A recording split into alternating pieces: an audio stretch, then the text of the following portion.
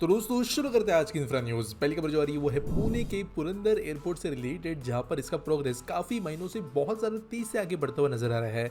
In fact less than 20 days पहले मैंने आपको खबर दी थी कि अराउंड 50% फार्मर्स जो है वो काइंड ऑफ कॉन्सेंट दे रहे हैं अपने लैंड एक्विजिशन के लिए, और अब ये आंकड़ा ड्रामेटिकली बढ़कर 94% तक पहुंच गया है।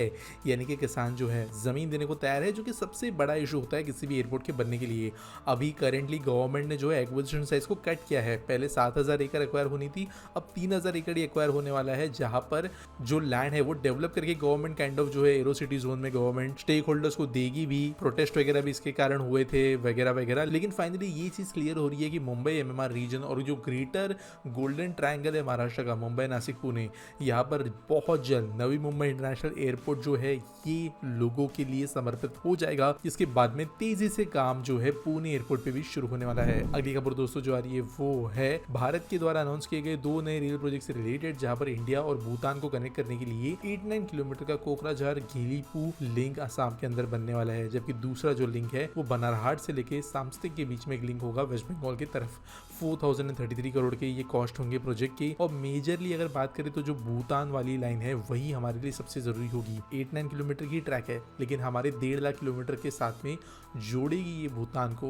भूटान के इकोनॉमिक ग्रोथ के लिए जरूरी है। भूटान के आप जानते हो राजा जो है वो बस मतलब दूसरे घर के जैसे आते जाते रहते हैं इंडिया में हर कुछ दिनों में, तो अकॉर्डिंगली यहाँ पर काम किया जाने वाला है। अगली खबर दोस्तों जो आ रही है वो है विजयवाड़ा के एयरपोर्ट से, जहाँ पर एक state of the art terminal बनने वाला है शहर को, जो कि नया होगा और वर्ल्ड क्लास होने वाला है। नाम यहाँ पे इसका न्यू इंटीग्रेटेड टर्मिनल बिल्डिंग एनआईटीबी होगा, और वैसे ये कुछ हद तक ऑलरेडी अंडर कंस्ट्रक्शन है, और ये एयरपोर्ट की पैसेंजर हैंडलिंग कैपेसिटी को बढ़ाएगा। इसके वजह से इंटरनेशनल फ्लाइट भी बढ़ सकेंगे विजयवाड़ा से। अगली खबर दोस्तों जो आ रही है वो एक मेट्रो लिंक से रिलेटेड है, जो कि प्लान की जा रही है बिटवीन बेंगलुरु एंड तुमकुरू, और एक स्टेप क्लोजर आ गई है फ्रॉम बिकमिंग रियलिटी। तो दोस्तों यहाँ पर जो डिटेल प्रोजेक्ट रिपोर्ट होता है वो स्टेट गवर्नमेंट के पास में फॉर्मली सबमिट कर दिया गया है अप्रूवल के लिए, और ये डीपीआर दिया गया बेंगलोर मेट्रो रेल कॉर्पोरेशन के द्वारा। 3 करोड़ के वैसे टेंडर्स भी सब्सिक्वेंटली कुछ स्टडीज वगैरह के लिए इन्वाइट किए गए थे, यानी गवर्नमेंट इसके ऊपर एक्टिवली काम कर रही है। करेंटली एक ये जो डिजाइन है उसके हिसाब से ये 59.6 किलोमीटर का एक लिंक होगा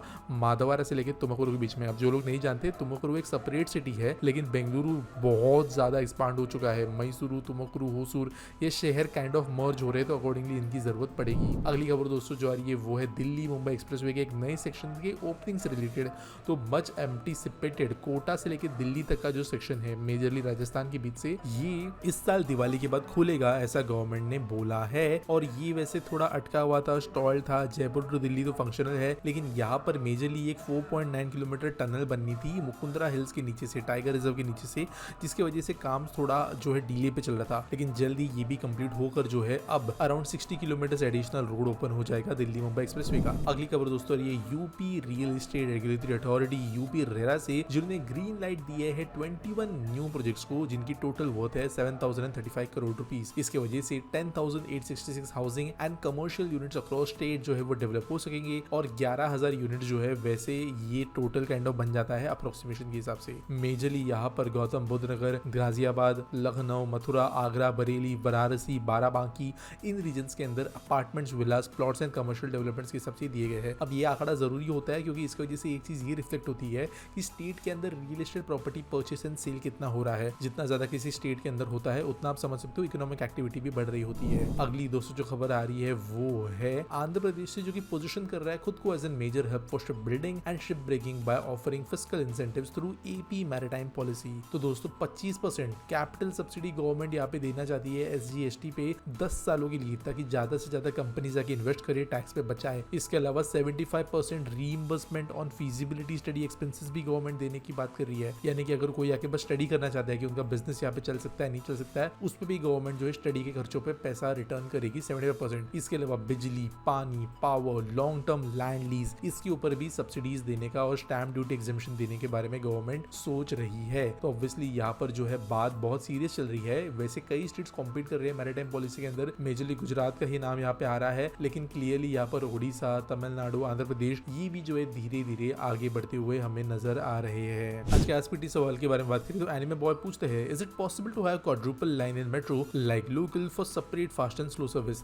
देखो टेक्निकली तो सब पॉसिबल है, लेकिन मेट्रो के लिए ये ज़्यादा सेंस नहीं बनाता। मेट्रो जो होती है ये एक सेपरेटेड नेटवर्क होता है। रेलवेज के अंदर मेजरली क्वाड्रुपल ट्रैक्स जो बनाए गए, स्पेशली बड़े शहरों के पास में मुंबई सेक्शन के अंदर, ये ट्रैफिक को सेपरेट करने के लिए बनाए गए, क्योंकि डिस्टेंसेस जब लंबी थी तब फास्ट सर्विसेज चलने लगी, स्टेशन अलग अलग बनते थे बीच में अचानक से, mail express, freight train, local train को सेपरेट करना होता है। इन सब चीजों की वजह से क्वाड्रुपलिंग का स्कोप और ease of using those techniques भी इजी हो जाता है। मेट्रो के लिए पहली बात तो आपका सिर्फ और सिर्फ मेट्रो नेटवर्क उस ट्रैक पे घूम रहा होता है, जनरली एक क्लोज लूप के अंदर, जिसकी वजह से ये मेट्रो ट्रेन जो है 90 सेकंड्स की फ्रीक्वेंसी से भी आराम से बहुत अच्छे से चल सकती है। तो काइंड ऑफ यहाँ पे जो डबल ट्रैकिंग की वजह से बेनिफिट मिलेगा ये अच्छा तो होगा, लेकिन उसके ज्यादा बेहतर होगा कि कंजेशन पॉइंट्स के ऊपर डायरेक्टली न्यू रूट्स पे जाती हुई मेट्रो लाइन्स बने, जो कि एक लाइन को कंजेशन दिलवा रही है। इसके ऊपर एक बहुत डिटेल वीडियो में बना सकता हूँ, मुंबई मेट्रो लाइन में इसका बहुत अच्छा एग्जांपल है। लेकिन मेट्रो पे क्वाड्रुपलिंग मतलब लिटरली नई मेट्रो लाइन बनाना ही हो जाता है, तो वो खर्चे के हिसाब से भी नहीं जो है फीजिबल बनता, और कई दूसरे रीजन होते हैं। तो मेट्रो आपको डबल ट्रिपल ट्रैक जो है नॉर्मली नजर नहीं आएगी। उम्मीद करता हूँ आपको सवाल का जवाब मिल गया होगा। आपके पास कोई सवाल है तो आप कमेंट सेक्शन में मुझे पूछ सकते हो। कोई न्यूज सबमिट करने के लिए है तो आपको डिस्क्रिप्शन में लिंक मिल जाएगी। मिलेंगे अगली वीडियो में।